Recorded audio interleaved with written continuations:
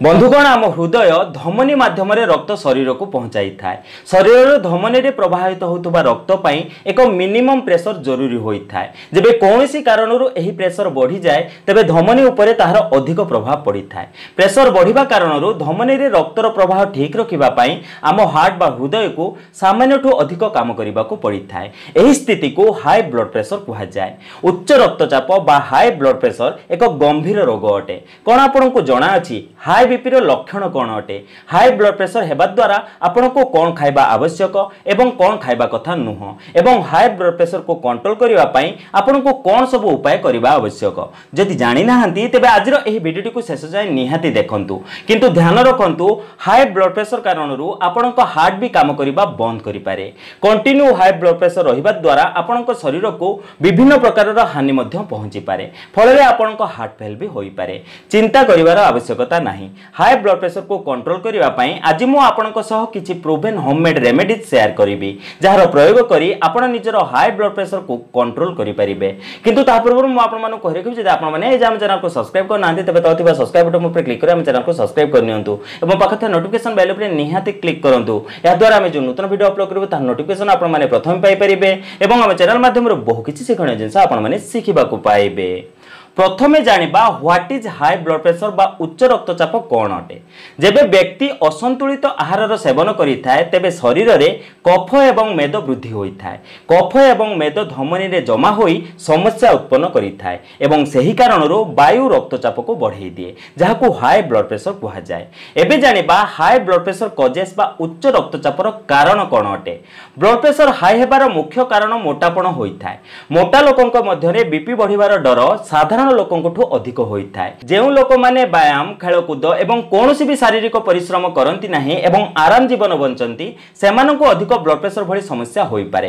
या छड़ा जो लोक डायबिटीज हार्ट डिजीज बा किडनी रोग रे पीड़ित एवं जो मानक रक्त धमनी दुर्बल अटे सेमानंक मध्यरे हाई ब्लड प्रेशर अधिक देखा मिलता है। या छड़ा अधिक लुणयुक्त खाद्यर सेवन करने द्वारा पिज्जा बर्गर चाउमिन मोमोज आदि खाइबा द्वारा ब्लड प्रेशर बढ़ी जाए। जो व्यक्ति माने धूम्रपान एवं मदर अधिक सेवन करिथांती सेमानक शरीर रे मध्य हाई ब्लड प्रेशर भली समस्या अधिक देखा मिलता है। यह छड़ा प्रेगनेंसी समय रे गर्भवती महिला को मध्य बीपी बढ़िबार समस्या होता है।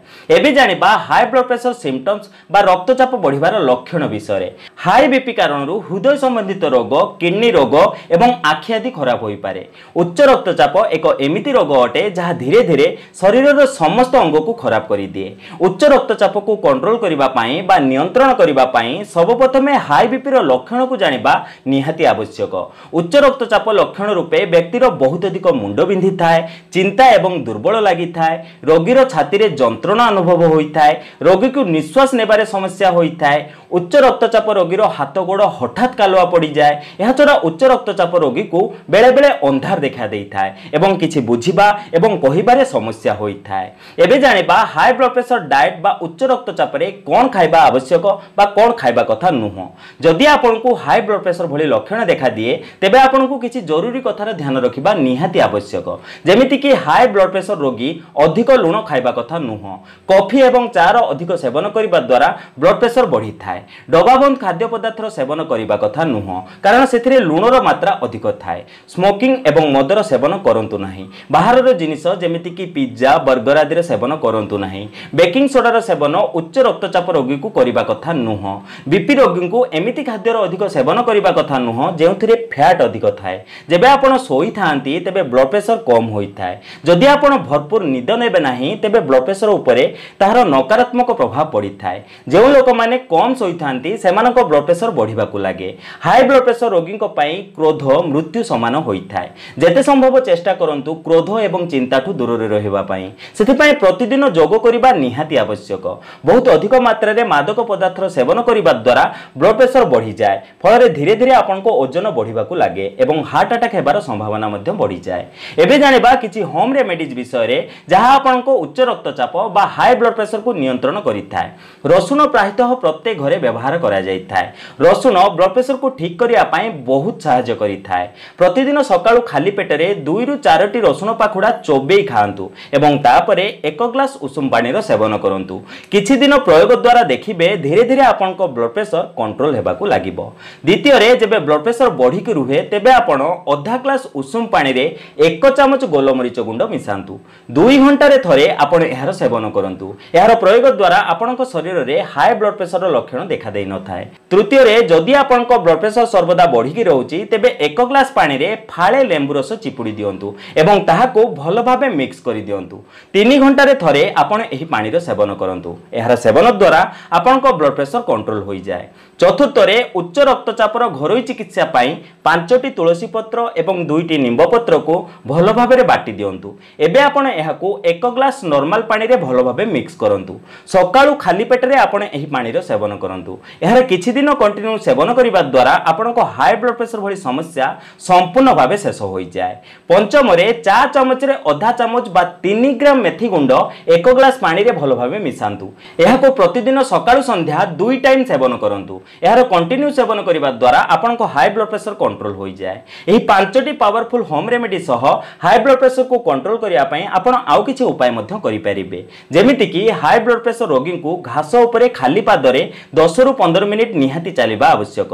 प्रतिदिन चलिबा द्वारा ब्लड प्रेशर नॉर्मल होई जाय। एहा छडा उच्च रक्तचाप को नियंत्रण करिया पई पालंग एवं गाजर मिक्स करी जूस बनांतु एवं सही जूस रो प्रतिदिन सेवन करंतु। एही जूस ब्लड प्रेशर कंट्रोल करिया पई लाभकारी होई थाए। एहा छडा उच्च रक्तचाप रो चिकित्सा पई कलरा रो सेवन निहाती करंतु। एहा उच्च रक्तचाप रोगी को पई बहुत लाभदायक अटे एवं एहार सेवन द्वारा आपनको ब्लड प्रेशर सर्वदा कंट्रोल रे रही थाए। एहा छडा उच्च रक्तचाप रो चिकित्सा पई टमाटो रो सेवन निहाती करंतु। टमाटो रो हाई ब्लड प्रेशर नियंत्रित होई थाए। एहा छडा प्रतिदिन गोटे डाळिंबर जूस बनी सेवन करंतु। एहार सेवन द्वारा ब्लड प्रेशर कम होई जाय। एहा छडा अदा मध्य आपनको ब्लड प्रेशर को कंट्रोल करि थाए। सेति पई कोनोसी फल जूस रे अदा पकेई सेवन करंतु बा आपनको खाद्य रे प्रतिदिन अदार प्रयोग करंतु। आपण नडिया रु मध्य ब्लड प्रेशर कम करि परिबे। सेति पई दिन रे 2 रु 3 थर नडिया पानी रो सेवन करंतु। एथुरु मध्य आपनको हाई बीपी कम होई जिवो। एही सब रेमेडी रो सेवन करिबा सह आपण डॉक्टर को परामर्श केबे नेबा आवश्यक ताहा मध्य जानिबा निहाती आवश्यक अटे। ब्लड प्रेशर सामान्य ठु कम बा अधिक हेबा उभय आम शरीर पई घातक अटे। जेबे रोगी रो रक्तचाप 140/90 रु अधिक थाए तेबे सही स्थिति को उच्च रक्तचाप कहा जाय। ब्लड प्रेशर कम करिया पई घरोई उपचार रो सेवन परे भी रोगी को जदि ब्लड प्रेशर रो लक्षण जेमिति कि छाती रे कष्ट, निश्वास नेबारे असुविधा, मुंड बिंधा, दुर्बलता एवं आखि को अंधार देखा जाय तेबे रोगी को डॉक्टर सह शीघ्र शीघ्र परामर्श करिबा निहाती आवश्यक। नहले एहा गंभीर रोग रे परिवर्तित होई घातक रूप नै पारे। तेबे आशा करछि आजिर एही सुंदर भिडियोटी आपनकु निहाती भल लागितिबो। जदि आजिर एही भिडियोटी आपनकु टिके भल लागते तेबे लाइक दियंतु एवं एमिति प्रकार भिडियो देखा पई हम चैनल को सब्सक्राइब करंतु। ते बंधुगण आज पई एतिकी पुणी देखा हबो नूतन सुंदर अध्याय सह। धन्यवाद।